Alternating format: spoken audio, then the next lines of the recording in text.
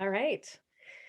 Thank you. And thank you, everybody, for being here today. I am going to share my screen and we'll get started. And I will say the thing I do like, let's see, about doing these is I feel like I'm speaking to a group of my peers, which I love. So a lot of this is also going to be you all talking in chat and saying what you're seeing out there, the kind of things that you want to know more about, and also suggestions, because I will be talking about a couple different types of hybrid, but I know there are plenty more. So this is always fun for me. And as Missy knows, she can stop me at any time, wave me down, and we'll do questions in the middle, on the side, at the end, because this is really just all about learning and exploring. And that's why I really get excited about hybrid. I am thrilled about hybrid.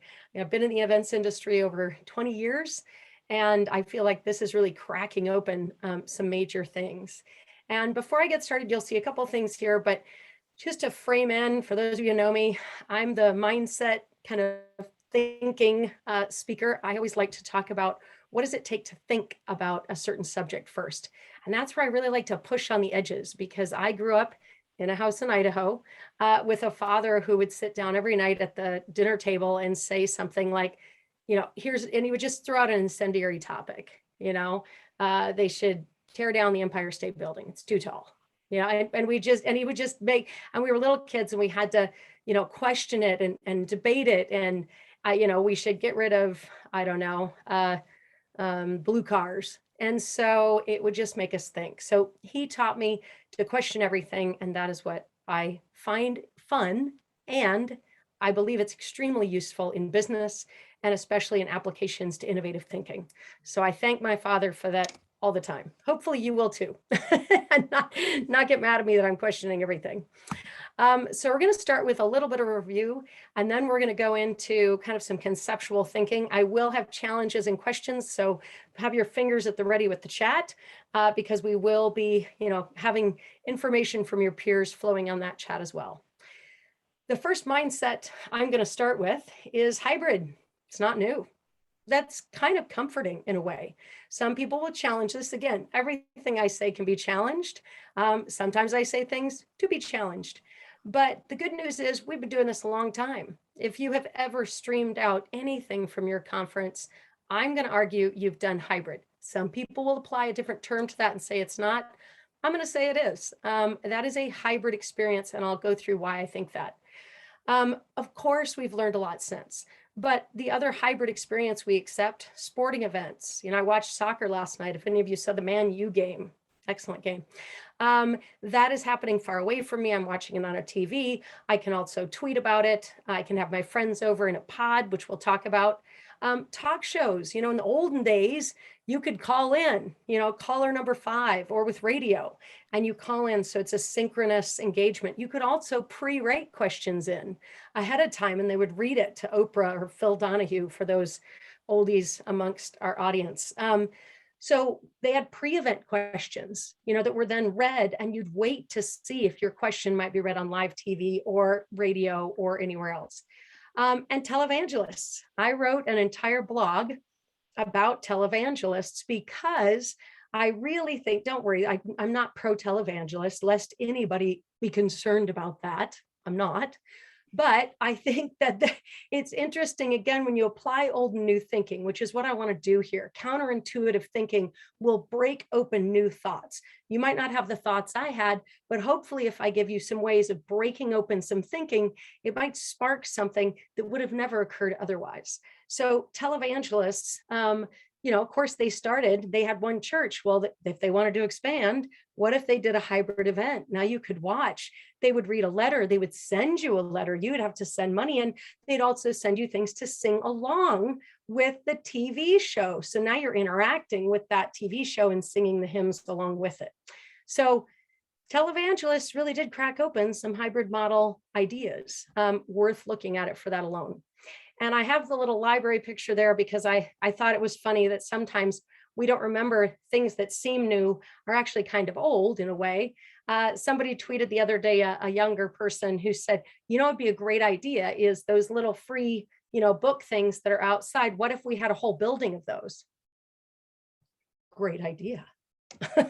So, definitions and buzzwords, another just place to ground us in. So there's been a lot of buzzwords. Anytime there's something new, buzzy words, time to apply our buzzwords, time to sound fancy, time to sound whatever.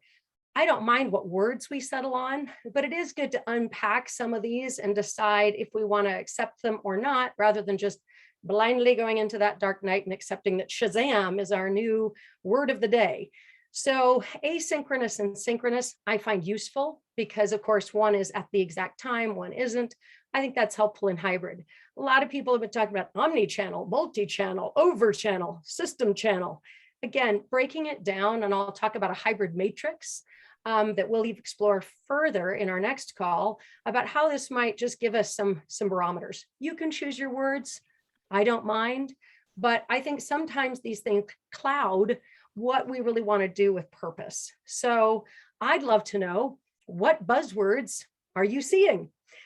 Because I think you're out there. These are some that I've picked up, but do you have others? And while you're putting that in the chat, I'll just say I'm starting to play around with, if we do broadcast to many, and that would be like an inside out, from the inside of our conference out, live to virtual. Or actually that might be, sorry, I've swapped that. Virtual to live would be outside in. And then we might think about on-site pods at a location with a center stage, or off-site pods. And some people have had some great ideas to replace pod. Pod has not been popular. I get that. So with the words maybe camp or base or community, you go to on-site community, off-site, any of those types of combinations. But those are just some of the variations we've seen and how to think of hybrid, some of the words we've seen. So if you have any buzzwords, please pop them in the chat, and we can look at those later. All right, so now that we're still a little bit in review mode, let's see. We were also going to ask, what are your plans? So I know we had one person talk about the plans in Boise, very exciting. But what are your plans for 2021? What's working for you? Are you doing in person? Are you doing full virtual through the end of the year? Are you doing a hybrid? And then same with 2022. Just as we go, pop those in. We were going to do a poll, and we learned interesting things about polls. but just put those in the chat. We think those are kind of fun. In person or remote. Well, I like that. Not sexy. That's okay. We're okay if not non-sexy word. Hub and spoke. Yes, I have heard that one too. And yes, it was reinventing the library, which cracks me up. On-site audience centered. Oh, versus virtual. That's cool. I like that as a concept too, because that really shows where the focus is and who you're kind of playing to with your content, which we'll talk about when we talk about deliver. Hybrid 2022, virtual, in person. Yep. We at Caspian are actually doing one in-person tiny board meeting in the fall this year, fully virtual. We did an in-person in Bellagio, so that's exciting. Italy, we aren't there, of course, but we coordinated it. And then in-person SVC, where I'm just on the board, but I'm not coordinating it. And then we're seeing lots of in-person, they're all hybrid, in spring 2022. So solidly hybrid for us through April with about 5 different events. So this is good. I mean, we're seeing, it feels like the events industry is starting to incorporate back some live in some way, shape, or form, which I would say is hybrid. And the way we think about hybrid at Caspian is just, is there a live component? Is there some sort of a virtual or an asynchronous component? That's it. So that's how we're thinking about hybrid. And that's why, to me, everything can be hybrid, but with that definition, it will give you building blocks to play with. And I'll expand on that. One last quick review. I know some of you attended the August call about health and safety. So lest you think that is not a part of the call, it's not today, but you could always go back and watch that, that session. So we covered topics like, or subjects like the rubric, of considerations that you might want to look at. Obviously, those are dynamically changing all the time. Who's coming, where they're coming from, how they're coming, all of those good things. And how you want to weight those different factors. We talked a lot about staying in our role, staying in your lane. So stop when you want to expand your role to that of a medical professional. Not good. If you want to stay in the lane that you have, which is liability and expertise, frankly. So we want to remove the liability, stick with our expertise. Coordinating experts is where we want to sit, not becoming new medical expert. Experts in policies, we talked about them and how they can help you craft your policy, again, distancing you from liability, putting you in the role of convening them to craft policies. Creating a communication plan for your health and safety ahead of time. Obviously, that has become even more important because more communication, more transparency, they find drives customer satisfaction, even when you have to disappoint them. Like if you're not doing it or we're not offering it, if you've covered them in good communication, then it lessens, doesn't eliminate customer, consumer, member disappointment. Risk mitigation, how do you mitigate the risks that you obviously uncover? Financial considerations, again, we'll talk about that in our second hybrid call, but we did talk about it with regards to risk, requirements, consequences. If you tell somebody you're not able to come to our conference, what does that look like in real life, in social, etc.? And what's comfortable versus what's legal. Always good to know the barometer because sometimes people start to squish those two together. I'm only comfortable with this, therefore it must be legal, or this is legal, it's uncomfortable, I don't want it. Good to know where those two things sit. And then lastly, guidelines and principles. Who do you want to be in the world? Once you know what you can do legally, how do you want to present your conference from an optics perspective? So I know that's a super fast review, but that's why you should go back and watch the one. So it was really good. Missy was my arm in arm on that one. So that's why I can say that, because she was awesome to work with. So, okay, question everything. I might annoy some of you out there. I'm just warning you because I'm going to ask questions about everything. Things that you think don't need questioning. Why am I doing that? The same reason my dad did it to us, because it forced us to potentially have aha moments. I don't know if you'll have them, but for the next, 40 minutes or so, let's try. Let's see what happens when we ask questions that are not illegal, that are not scary, and they're not going to hurt anybody, I promise. Not one kitten will be harmed by any of the questions we ask during this call, because I am a fellow cat lover as well.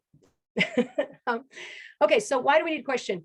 First of all, I was around, I bet some of you were as well, when the whole internet thing came about. I was there in the whole .com boom. I was in LA and it was exciting and it was wondrous and it was crazy. I'd just gotten out of college. I'd heard about this thing. And so what I remember really helps me now. And I think it helps a lot of us now that have gone through one of those big societal shifts to look at things. Whenever there's a new thing, we sometimes try old thinking. And that is not great for innovation. So the internet first came out, it's brochures. It's brochures. And if we do a brochure, everyone can see our brochure. And that's what it was. The internet was brochures and then it was chat rooms. And that's great because those weren't wrong. They weren't wrong. It is still a chat room and there are brochures. So those were not incorrect. It just might have not led to inventing brand new things altogether, because a phone or a camera, and even the iPhone was like, I can share pictures. Oh, here's my picture. And when you go on Facebook, here's my picture. So even though we had, I have pictures, so I share a picture. Memes. A lot of people probably don't remember the world before memes. There was a world, the word meme didn't exist. I remember when I had to figure out what a meme was. What's a meme? Well, you put a thing on a picture and you give it a different meaning. And I was like, what? This is going past brochures. Now it's a whole new way of thinking. It's a new language. It's a shorthand. It's a conceptual shift. And if you've ever want to see what that's like, if you have maybe, I had to explain it to my mom. Now I find, and she's, in her 70s, something. So it's not about age, but if you can find somebody who's not really aware of memes, try to explain it to them. And it's really fun because it reminds you that it is a complete cultural shift in the way we thought about pictures. So it never existed before. Or we might use new things to apply old problems in a way that's new. So if we start to break our thinking, I remember the first time somebody in my office worked for me who was far younger than me, and I was trying to scan this darn document. And I said, I wish we had a fax machine because I could just fax it. And they looked at me and they go, boss, are you okay? Like, you could just take a photo. And that had never occurred to me because this was my photo machine. That was my scanner machine. And that was my fax machine. So this was old thinking. And the best part is I'm not sound old right now, but all of us are old thinking when it comes to hybrid. And so we don't want to be the not knowing meme thinkers here. We don't want to be the I'm using my scanner and now I'm looking for a fax because my scanner's broken people. We want to be the people who pull back and just break things as we think about them. So that's why I like to ask these questions, because maybe we just use a phone to be a scanner, which was a crazy. If you went back to the 80s and you said, I'm going to use a phone to be a scanner, they would look at you like you had 4 heads. So with hybrid, and this is another place for our chat blizzard, what old thinking do we need to challenge? And I'm going to put some of my ideas, trust me, that's where we're going, but just feel free to put that in there as you think, what's old thinking? So, and I'm looking at a couple things in the chat now too. So another one in Boise, not doing real life, blah, blah, blah. And yes, the internet was just brochures and chat with random people. Okay, so first of all, we're going to question, who are your audiences and what do they need? So goals and needs. So let's look at our audience first. Normally, I would go to goals first. That's how the Caspian 10 Essentials, if you know about them online, we do offer training. If you know about training, we start with goals and then we go to audience. In virtual, I have flipped it just a little bit because I think delivery mechanism is so important. And when you think about delivery mechanism, that can sometimes inform how you think about what goals you're going to meet through your delivery to your audience. So I will explain that.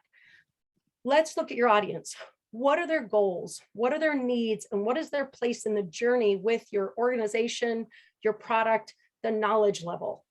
Get to know them and throw away perceived ideas. What that means is personas. We love to work in personas. And I have a little Snoopy there because sometimes when people do personas, which is kind of outlining, okay, these are the characteristics of this person who interacts with us. We know this customer, we know this user, we know this member.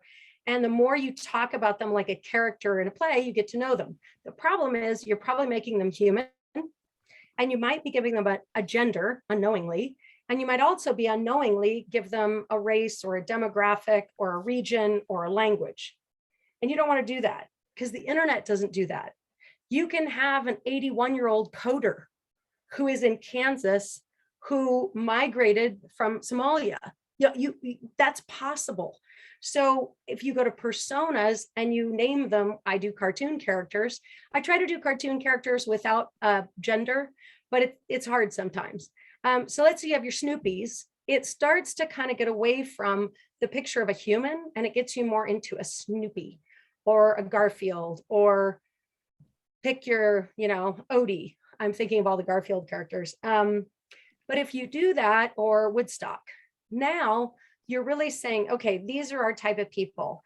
And what are their, and I'm going to go into learning styles in a minute. What are their learning styles? What do they need from us? What do they want from us? What are their goals? Let's find out what they want first, because we don't want to build a big machine for nobody to want it. Then we want to evaluate our goals. Okay, why are we doing a hybrid? And the way I like to start is with my constraints. What is uniquely in person and what is not constrained by being in person? And I always ask the question, what has to happen around a pool? If that's happening around a pool, don't try to replicate the pool online, but what is the experience around the pool? And maybe there's not a substitute for that. Maybe the Snoopies are more excited and maybe they're more risk taking, that they want to come and be by a pool. And this is actually going to really serve their needs. Maybe I'm an Odie and I got a lot of stuff going on. I can't travel, or maybe it's too expensive, or maybe I just feel uncomfortable right now traveling, and I'm your Odie, and you can meet my needs and my goals by doing something virtual. And maybe it doesn't even have to coincide with the actual live event. That's why I'm starting with audiences now. and then going to goals and trying to balance the two as we go into hybrid, as opposed to strictly starting with goals. So it's a little bit of a different shift, but it also makes me question things, which I like. The other thing, and I'll pause after this slide in case there's questions on this, because I think this might be some fodder potentially, but engagement. This is a big one I love to question, and you'll see this in my blogs. Everybody's saying, how do we get more engagement online? How do we get more engagement online? To that, I say, what does that look like? And why? Why? Why do we need more engagement? What does that mean? Because if you look at different things, and this will be on the next slide too, if you look at different pieces of media, I don't engage in a Marvel movie. They make a lot of money off of me. They make a lot of money when I watch it at home. I go and watch it in the movies. Shang-Chi is an incredible movie. They still have not messed up, Marvel, love them. And I don't know if I engage or not, but I am certainly happy. I am involved in the Marvel universe in the way I want to be involved. And I don't need to engage, or maybe somebody engages me later. I don't know, in a poll. But what does it look like as a definition of engagement? Because a lot of our clients I know say we want engagement. And you've got to question, what does it look like? Why are you doing it? Well, it looks like a lot of chats. Okay, well, what if people don't chat? Does that mean it's awful? And you know, is that how you're measuring it? Okay, how many chats? Now we have to go into metrics. Does everybody have to chat to each other? And if you've looked at personas, some personas will never chat. That's just not their thing. So then you'd be measuring by a false item based on who that person is. Interactivity or networking. A lot of people want networking. How do we get people networking? Is there an activity that you could base on persona? Your introverts, your extroverts, your people that just want to sit back on the couch and drink a glass of water and listen. Is there maybe networking where you say later on you could do something, or maybe they can opt out? Not everybody may want that, or maybe there's special sessions for networking. Entertainment, I push on this one a lot too. Why? And again, you might be out there being like, we have to have it. It's amazing. It makes me feel great. Okay, I'm not saying you shouldn't have it. I'm just saying why and when, and could they be polled about it? Do you have to have it here? Do you want it once a year? Do you want it twice a year? Does it have to be a part of it? Could it be small? I'm also a big, I should have put it on here too, time and duration. I push on that all the time too. I poke it. Do you know there is no law that is given to us by nature that says things have to end in 15-minute increments? Nobody has done that, at least as far as I know. No omnipotent being has told me that everything must be at 5-minute increments. It could be at 3 minutes, 2 minutes. You could have fun with time. You could do a 12-minute entertainment bloop, maybe once a week for people to pop in, kind of like the Windows swap, because I love that idea, as something that happens maybe before the event. You can really play with timescales there, and entertainment, I think, could go anywhere depending on how or why you want to use it. And then learning styles. Learning styles is how are people learning about your content? What do they want from your content? Do they want a workbook ahead of time? Maybe they follow along. I mean, I used to love that stuff. I know I'm 1980s and I would want it on recyclable paper with soy ink and all those good things, but I would kill for a workbook that I could fill out while I'm watching some stuff. That's how I learned when I was a kid, and it still works so well for me. Or maybe I could be drawing a picture that they ask, while we're doing this, draw the picture of in fact, you could do this now, draw a picture of your perfect hybrid event. Because when you draw, you use a different part of your mind. So if you drew, and I'm a horrible drawer, the silliest looking version of your hybrid event, you would actually get more ideas. You'd be using a different part of your brain when you start to draw. So learning styles, can we incorporate those either on site, hybrid? How could we incorporate those? And could that just be something where you record it and send it out, and that person can do it later, send in a picture of their workbook, and you feature that at an in-person event? You could easily do something like that. But the reason I'm talking about personas, audiences, and learning styles is because I think this makes us question what we want based on what they need from us. So how important is the learning style and the persona of your audience? Vary. I would not design an event for just one learning style. I know you wouldn't either. They have to be engaged. Well, some don't. I mean, I I'm engaged all day. I'm so engaged. I'm engaged. If I'm not engaged, I would be happy. And frankly, if being engaged was a function of any medium succeeding, books would have died a long time ago, and so would have podcasts. So those succeed because somebody like me can listen to them on a long walk. I don't have to engage, I don't have to be interactive. I can just enjoy and be extremely thankful that they have made this content. My learning style is chilled out. And so some people's is social. And how do you design? And you can't judge by your learning style. This is where all these polls come into place of like, how can we help you? And one of the best thing about high impact hybrid, as I think, is I do think where we're going, just like the internet was brochures, and we finally figured out pictures could be memes. I know this will freak everybody out. It could be. I think we're going to customized, individualized events and event experiences. I truly believe that as we go, there will be a customized way that I can experience content if I so choose. So that I could go into a pod on site. I think TED is kind of doing this already, because when I go to TED, I hardly ever go into the main room. I am so happy, my little snoopy self sitting in their overflow room on my computer that I have to work on, and I get to eat my snacks when I want to. Nobody gets mad at me. And in a sense, it's almost like I'm having my own experience. It's not quite there, but I feel like we're on the road to people designing that experience, and I think they'd pay for it. So I think you'd be able to have multiple revenue streams. And I know we hadn't talked about this part, Missy, but it does go in my head. But I will say, one of the things I want to say is I think we have a false falling in love with engagement and interactivity. I truly, truly believe that. And I think we need to challenge that every step of the way, and ask people, because it's a lot of work. So a quick activity for your for the chatty chat. What type of interaction do you absolutely have to have? Why? Must your staff be leading some of this, or could you have a participant?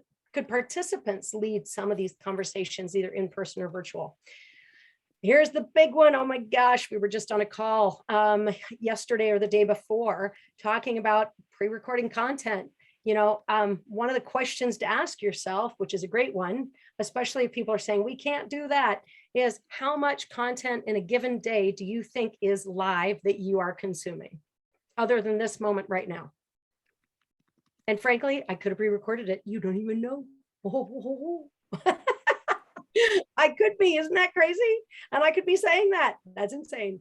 But challenge that. Pre-recording takes off stress. Why do we live in a world where we must have stress and just, I don't know, hang on our fingernails to see if things work just for fun? Do people have too low of blood pressure? You need to pop it up a little bit. I have plenty of blood pressure. So I think pre-recording is great. And I think we can constantly pressure test what that could be.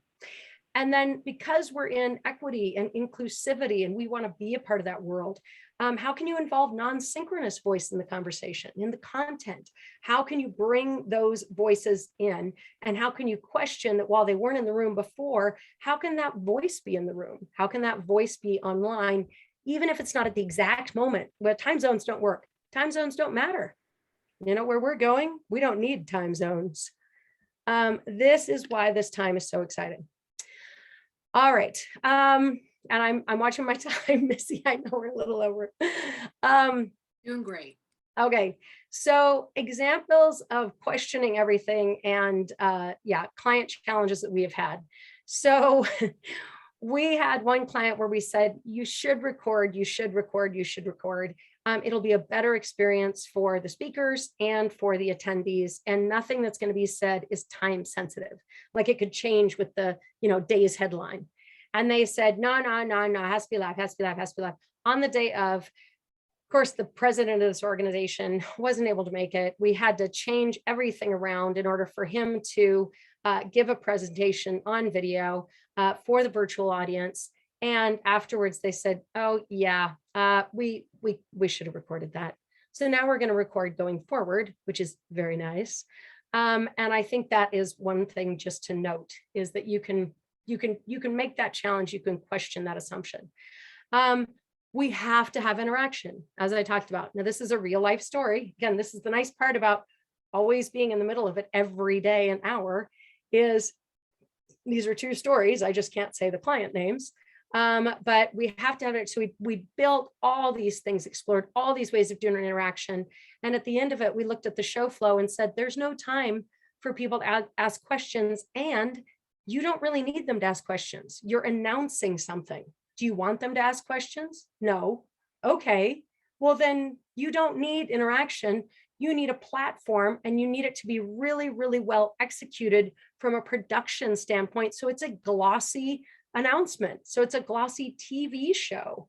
And so they were like, oh, yeah, you're right. We only want the people that are speakers to interact. So we'll do something separate with them. We'll do a webinar publicly. And then, of course, we can do chat posting organically, as we all know, in the virtual world and have learned in so many ways over the last 18 months. We write all the chat messages that have to go ahead of time, and then we copy into the chat. Colin is doing a phenomenal job showcasing this lovely ease of doing that ahead of time. So again, we're just constantly pushing. These are virtual notes, not necessarily hybrid, but where we go into hybrid is let's record some things that are actually going to be shown on our in-person stage, because we were talking with a client last week who said, well, we want to zoom in a speaker during this session and have them give a keynote. And we said, let's not zoom them in, let's just record them. And they said, they'll know they're not live. And we're like, well, then we'll have them make a mistake. Again, how many shows have you seen that you watch that are recorded? I mean, I could make a mistake right now. Oh, I'm sorry, we're recording. Oh, look, it looks live. All you'd have to do is do a little slip like that, and most people will accept that it is live. So more challenges for you. Make a list. Oh, whoops, this is the same one. Where did I go forward? There we go. Okay.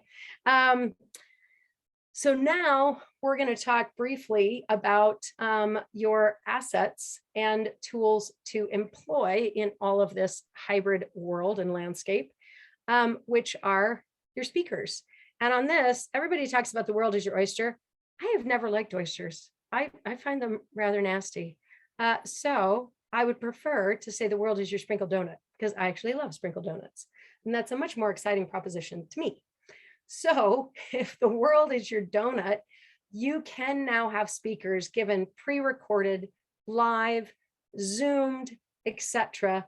The world is a possibility that we've never had before. Time zones are almost immaterial. Schedules are much more flexible. What we're finding is most speakers will give us more time either in person or virtual, because they can slot in more speeches during the day. So even if they're on site with us, they can still go back to their hotel room, which we will have to fix for them, or another room, and then they can zoom out to another conference. So all of a sudden, a speaker can be doing multiple speeches, even if they're at your conference. That's exciting, because that gives them an opportunity to say yes a lot more than they say no. Same with a pre-record. But I just love the idea that a speaker can be on site, and just like an attendee can be in all these places, so can a speaker. So we see them as a really interesting asset to employ when we start to break open thoughts and ideas around hybrid of where and how a speaker is. They can be in multiple places at once, which is amazing. Facilitators, same thing. We've seen, and we'll go into resourcing in the next hybrid talk that I do, but we have seen with facilitators, we need a lot more of them, like a lot more, because we have facilitators on site now, we have facilitators virtual, and we're starting to see you might have enough expertise in the room already to manage breakouts, to find and manage different conversations. So we really see facilitators as you can have them on site, you can have them online, but you can also really start to rely on your participants and see if they are another tool. That also gives you the ability to have, I'm calling them pods right now, but we'll probably check communities, whatever, to allow them to set up. And TEDx has done this. Again, I see TED as kind of like already pushed the boundaries on what this hybrid thing can already be. You know, with TEDx, they've done a lot of watch party kits. And so has participant media. who is one of our clients, with their movies. In fact, that's a great example of a quote hybrid event that Participant Media came up with years ago, putting out a social good film, asynchronous recorded content, and encouraging facilitated in-house discussion parties with a kit. That could be done as well with a conference or with any sort of learning type of environment. And Participant did it very well. In fact, I don't know what's on their website. I haven't checked in a while, but you could probably even see what one of those kits looked like, because their whole goal was to spread the news and the message around things like Food Inc., Inconvenient Truth, any of those. And if you've ever watched Food Inc., man, that will change the way you eat. And the whole idea was to have a house party with food that wouldn't make you disgusted after you watch the movie, probably just a piece of fruit. And then, that you would take action asynchronously and potentially involve yourself on Twitter, Facebook, a petition, etc. So you can see how that asynchronous hybrid experience with facilitators on pods is something that's already been happening. Tech, don't we love the tech? So apps, surveys, streaming, we've got all sorts of abilities. I don't even have to bore you with all of them. We are going to talk about some tech and just how to think about it, because again, that's always going to be my vibe, as opposed to you can learn everything about tech always. That will be true for like a minute. What's better is to think about how to crunch the data, assess technology, think of the criteria you want, and then apply it to the tools that are out there and know what are the pros and the cons at this moment and the capabilities, and know what might be on the horizon, because a problem today is probably going to be solved by January. If Zoom ever gets off their butt, hey Zoom, talking to you if you're listening, still shocked, all the money in the world. And but apps are great because I see apps as crossing the hybrid boundary. Again, I'll invoke TED, but there are a lot of other ones that have used this to date and even pre-COVID with excellent use cases. So you could be taking a poll or a quiz or even weighing in on a chat with other virtual attendees while I'm watching something in the room. So I could, as an attendee in your room, have access and input with my buddies on virtual and the speaker on the stage, and the moderator could be reading this to then ask a question to the speaker on stage. And we're actually exploring this and putting this into practice probably in an event next spring. So encouraging people in the room, use the app, encouraging your virtual audience, use the app, and then taking the moderator questions on stage. And I was actually a speaker at Cvent Connect in Vegas, and that's exactly what we did. And it was called the streaming stage.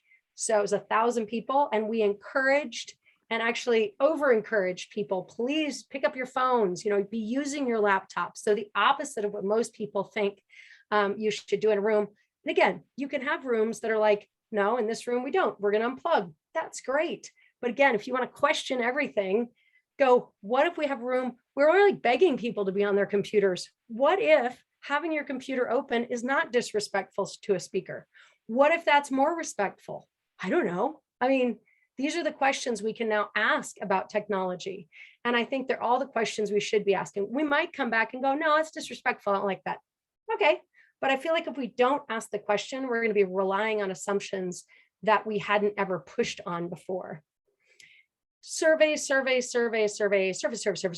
I think we can't survey people enough using technology ahead of time about their learning style. You don't have to say it that blatantly, about their persona, about what they want, about how they want to engage, because again, I think we're moving towards an eventual individualized, customized experience for our attendees. So we need to know, what is it that they want? Do they want to engage? Do they want to watch where they're just hanging out? Do they want to actually do fun stuff like a comedy hour and make their own drink? I don't know, but we need to know. And I think it's all about surveying. And then production value. I love production value so much. I am a producer at heart, started in the movie and the film, or the film and the TV industry way back in the early 90s. And big fan of up the production value when and if you can, to break up things, both for your people in the room and your virtual audience. And to me, the one thing that goes kind of, again, I think we're in the brochure world of the internet. Just like there was no music on the internet. There was nothing moving. There were stationary brochures. So I think if we do that right now with our virtual events, we have, this and this. If we have the budget, music, like we should be playing a soundtrack. There should be a soundtrack to some of our virtual, hybrid, etc. Use music to bring people back in the room, even if they're on virtual, and use music on site in the room. So I think, and same with animations, we could do animated GIFs, we can do animated things, we can animate our speakers. You can do a lot now with animation. So, and then the last thing I just want to chat about is social media. So obviously we know, oops, let's see. I think it just flipped around. See, this is why you also need to hire an AV tech for every event you do. And we will talk about resourcing and money on our next one. So, but with social media, how do you want to leverage that? And I was giving my example, about participant media. They wanted you to consume this experience, have a pod experience or a satellite experience, a base camp, whatever you want to call it, and then use that to then go back to social media and amplify the message later. So that was a full convening journey for anyone who was going to partake of that experience. We want to create that as well with our virtual, and this helps really cross the Rubicon or the boundary, just like we would with an app, to do that with social media. So my virtual people are having comments, the people in the room are having comments. And again, I think CVent did a great job of this because we also pulled questions off of Twitter and off of Facebook while we were in the room. But people were also posting what they were seeing both on screen and in the room. And we had this lovely kind of cross-pollination of experiences. So I wouldn't leave out social media either as a tool that you can employ to really push out on the edges of your hybrid. So now that you're also involving that, and those posts live on, so you can continue to encourage people to use them. So those are just a couple of the assets and the tools to employ as we think about really unique questioning ways to use these different tools and assets, really unique, interesting ways to think about interactivity, engagement, personas, how people want to engage, what are your goals, how do you want to use them, and then of course how you want to deliver some sort of combination therein. So that is when I know I wanted to end around 2 o'clock. That was my goal. So I am going to stop there for a moment, but and take questions and kind of expand on anything else here. But this is more of the, I would say, mindset shift, kind of question everything, so that next week we can get more into nuts and bolts application of what kind of resources and teams does this take? What kind of tech would this take that we're talking about? How many people do we need to hire, and what are the costs? Because we need to operationalize it. But what I always say is I never want to think about operationalizing first. I want to think about it second. And Missy and I have talked about this often, that I always want to think about you have to imagine the mansion if you're ever going to build it. You might not be able to build it right now, but if you never imagine the mansion, you will be stuck building shacks all your life. So imagine the mansion, because it is not illegal. It is not against the rules. You might not be able to do it right now, but now at least you've conceptualized a mansion that is possible. That is the way I like to approach every single event I do, is in the realm of possibility first. Then I go and say, okay, what of this mansion can I build? But then I just build a smaller mansion, not a shack. And I find if I start with a shack, maybe I make a little nicer shack. Maybe it has a wreath on the door. If I start with a mansion, then I just make a smaller mansion. Maybe I have to give a little on the type of flooring I put in, or it's a really tiny one that's going to grow. But that is the mindset. And there's a magic phrase we use at Caspian, which is, you can tell me your goals and I'll tell you how much they cost. Or you can tell me your budget and I'll tell you how many goals you can buy. But what you cannot do is tell me your goals and how much you'd like to pay for them to achieve them. That is not possible. So we start with goals, then we will price our goals, we'll price our mansion, and then at least we'll know how much a mansion would cost. At least we haven't taken that away from ourselves. Maybe the mansion is 5 million and we laugh and we go, I only had 1 million. Or maybe our mansion is 50,000, we only had 10,000. Well, okay. Or maybe we'll price it at 100,000, we only had 50,000, but because we created a mansion, now that has opened up ways that we could get another 50. That's why we build this way. And that's why I want to think right at the beginning, what assets do I have? What questions can I ask? What things can I push on? Who am I doing this for? And what goals do I need to achieve? So that's how we start. All right, Missy, I am going to leave it with that final thought, as I know that that's where we were going to end with, and see if there were any sort of questions or things that you thought I should I should start to go deeper on. Yeah, and if you, sorry, I'll close my window, but if you want to stop screen sharing so folks can see each other and see you a little bit better. But we did have a couple of questions in the chat. One question is that remote participants like to connect with speakers from recorded content, and how do you usually handle that? And I second that question because I recently recorded 3 different webinars, and we had some facilitators in there to guide the conversations, but the speakers themselves were not, and people were disappointed. Even though we could handle their questions, they still wanted to connect with the speakers themselves. Yeah. So what we've done is either one of 2 things. One, we just asked the speaker to come for the last 10 minutes or so, or during the question time at the end. We've done that. Works really well. So, but that again means you're asking the speaker for that time, and there might be a reason why you had them pre-recorded. Maybe they couldn't make it. Or we set up a different time where it's just Q&A. So it's not the speech, it's just Q&A. And if the people can't attend that, then they can submit their question written and you can record that one. It's not perfect. You know, I get that this is not always the ideal situation, but you can handle it a multitude of ways, either, like I said, speaker at the end, separate Q&A session, or all together, having people write in and have the folks, even worst case, record answers to the questions that have come in.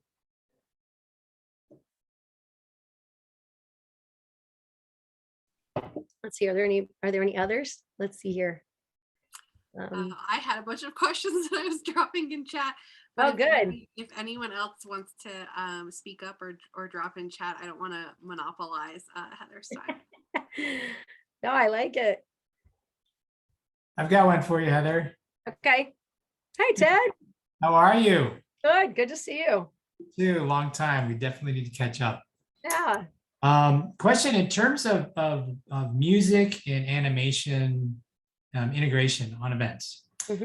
Do you have particular tools that you recommend, or is it just strictly kind of using your computer, you know, and then having it go through the speakers? What would be some animation tools or examples that you would use?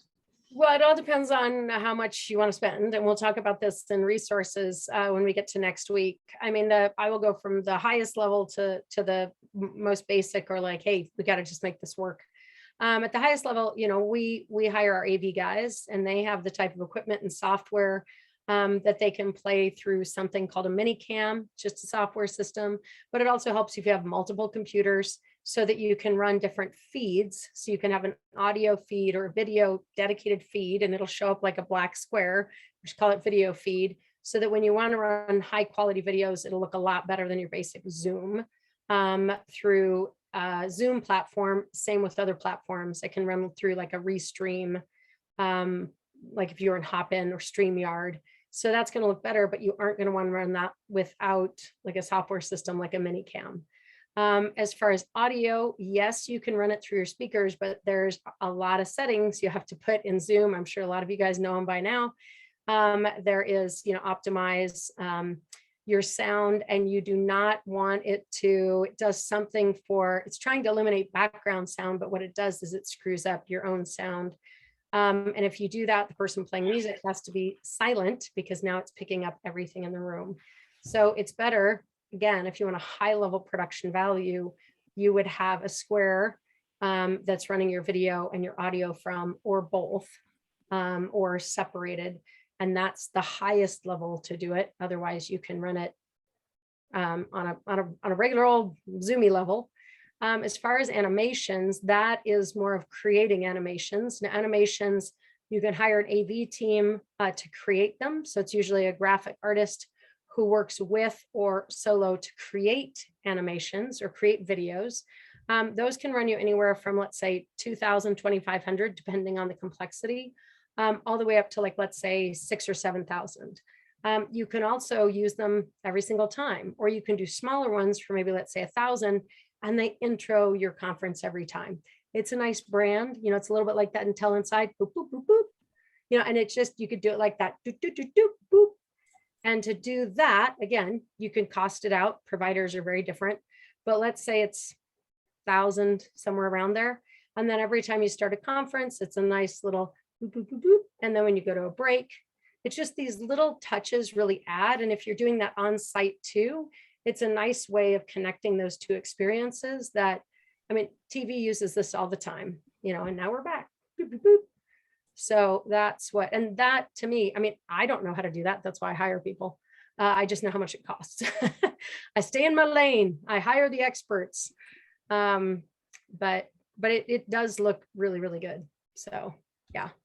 Great. Thank you. Missy, I'm reading your note about oysters are terrifying, tiny little aliens. That's exactly it. This is no. Yep, same as kombucha. It's an alien, and I will not drink it. Oh, see, I like kombucha. I don't know why, but it is an alien. It's stinky when you spill it. I spilled it on my carpet. Can't get it out. Nope. Gross. Nope. It is gross. Better to drink it. Let's see here. All right. I know, now I'm looking at these. Okay, I'm looking at yours and incentivizing for surveys.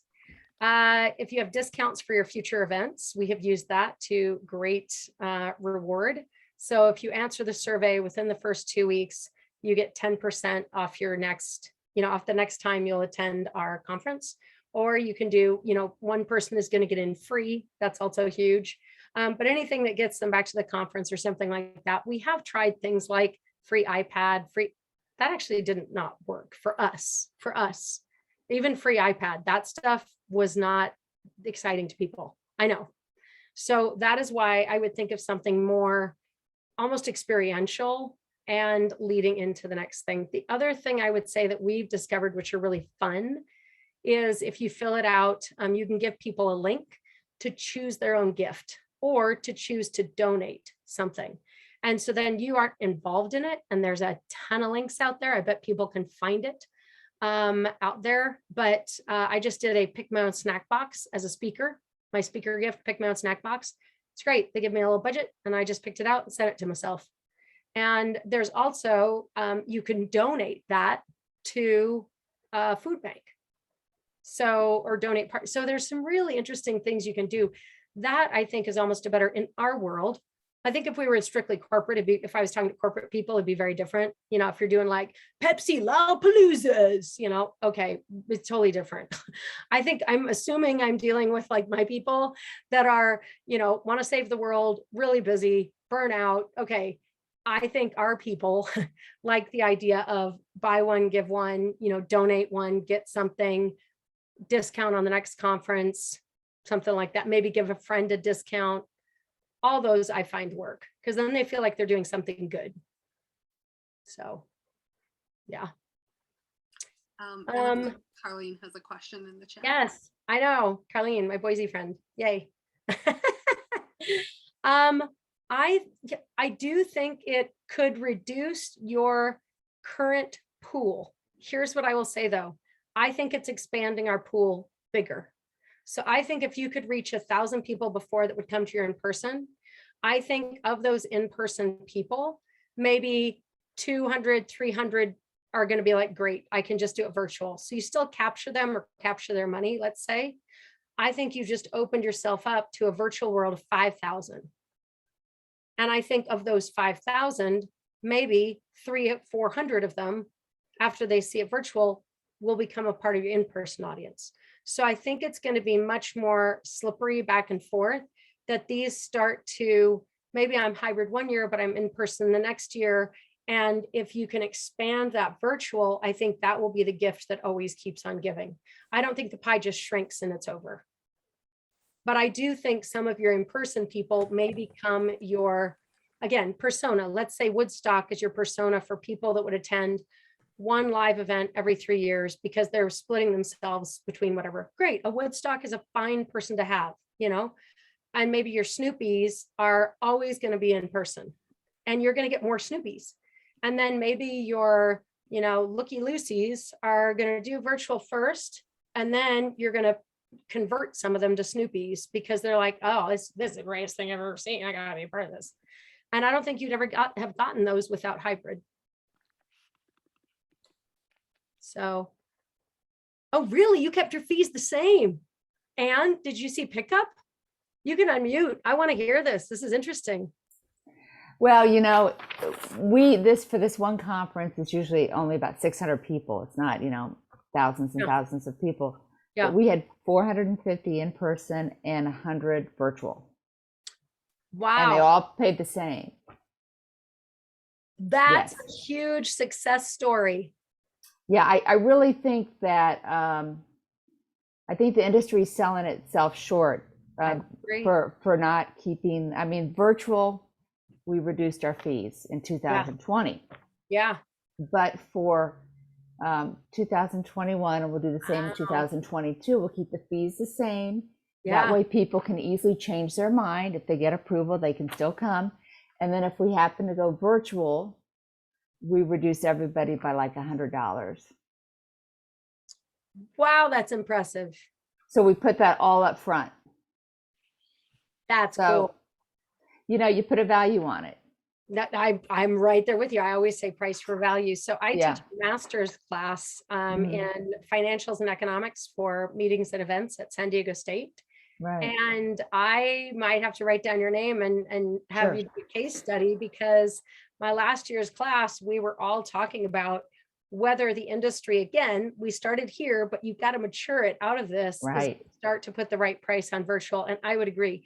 I think everybody doing free, it's like we all failed ourselves. You know, we needed to union and lock arms. And if we had all kept that, we all would be fine.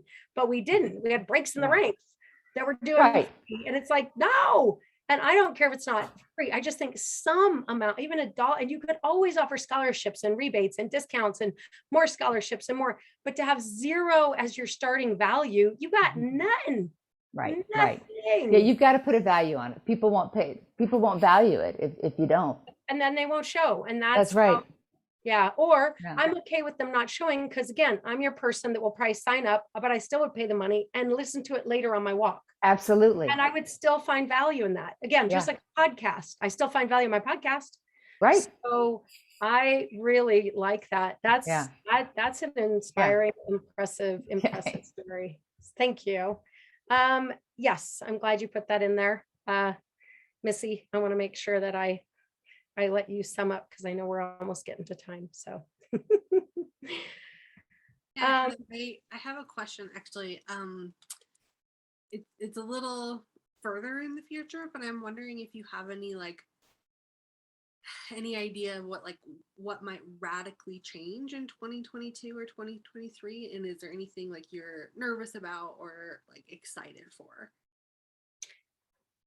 That's a really good question. I think, I think 2022, we're going to find out one way or the other if societies, governments, and or the virus, and all those are players in this, are willing, able, and going to, and again, I put the virus over here because it's got its own agenda, continue to constantly shut down the planet, or if we're actually going to gradually get out.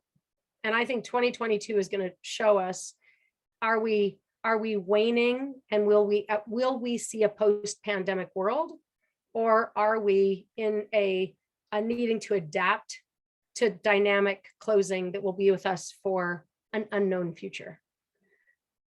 So that's one big thing that keeps me up at night, because that unknown back and forth, if we keep doing that all the way through 2022, I think we are going to have to completely change contract law, force majeure, commercially impracticable. I mean, all those terms will have to become so part and parcel that, yeah, and I would agree. I think, and climate change having an impact on travel, I think there could also be governments that say you can only have so many percentage. I mean, if we actually got serious about climate change, percentage of international attendees that come to a conference.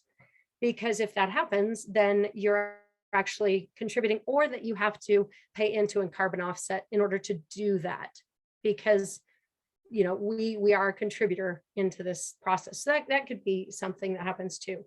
But I think with the COVID issue, that is going to be a huge thing. Now, if the other thing happens, which I'm hoping will happen, and let's just assume, let's put it out there in the universe, that the little virus calms down and becomes more of, I personally think it's always going to be with us, but maybe it becomes more manageable, like the flu has become manageable, and we do start to see a post-pandemic world, then I think that post-pandemic world becomes a lot more creative with regards to events. I think the other one does too. It's just more of a brain issue and a contract issue and a problem issue that we're solving. This other one is more of an innovation, experience, and opportunity.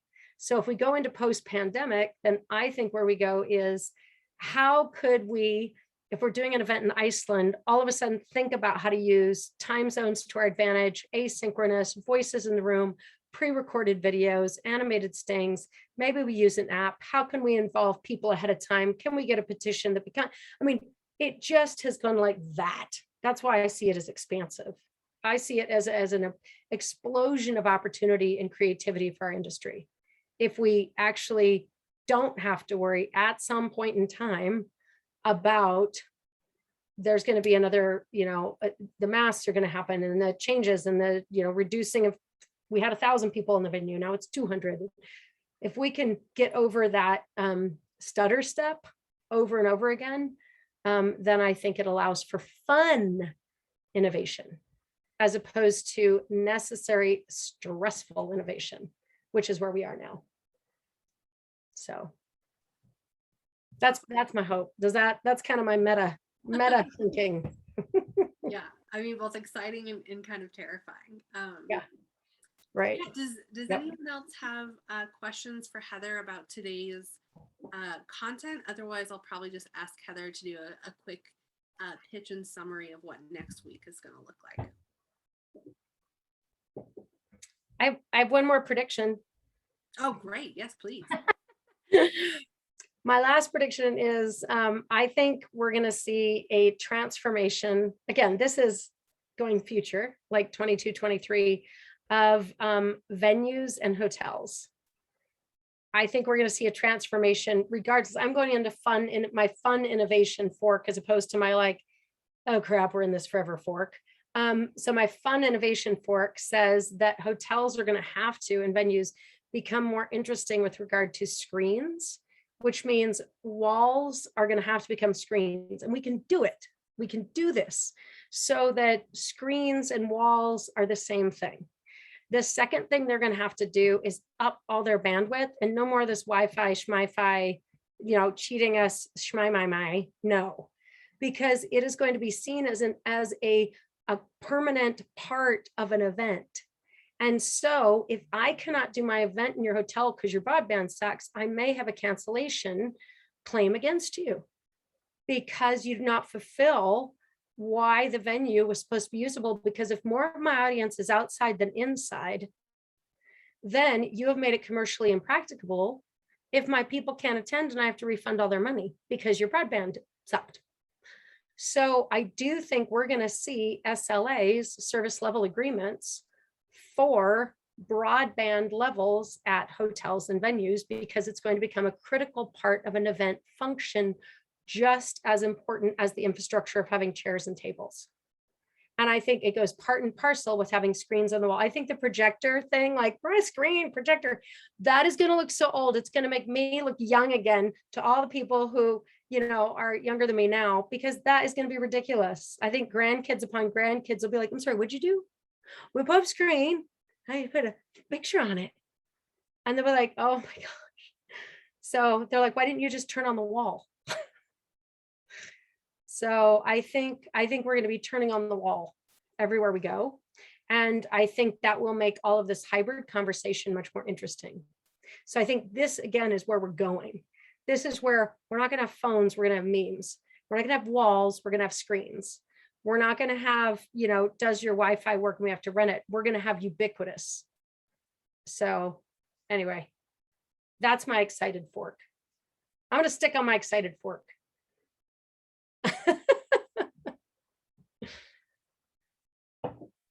So, okay, that's it. So I'll just sum up and say, yes, I'm so excited for next week. Next week, we go into operations. We won't be anymore in thinking, and we'll take the mansion and we'll actually see what it takes to build it. So I'm excited to talk about that next week. Awesome. Okay. Well, unless anyone has any additional questions for Heather, we'll wrap up a few minutes early. So the session we're doing next week is on Thursday, October 7th at 12 p.m. Pacific time. And like I dropped in the chat, it's going to cover, and what Heather just said is how to properly staff and assign roles, and incorporating your values into staffing design, digging deep into tech, but most importantly, and the request we get most often, is all about the money and how to look at your budget, and also how to talk to your organizations, your boards, your stakeholders about hybrid budget demands. Because as we've all complained about, it seems like folks who are not organizers don't understand how much hybrid costs and the time that goes into it. So we'll cover that as well. So you have links to talk to Heather and reach out to Heather if you have any additional questions. And we recorded today's session. We'll post it online. We dropped the link in chat where you can see last time's health and safety plan, Heather's deck, as well as the video. And we'll do the same for this one, and we'll do the same for the next one. But we hope we see everyone next week, and we can wrap up this training series on high impact hybrid with Heather. So thanks, everyone. And we hope you have a good day.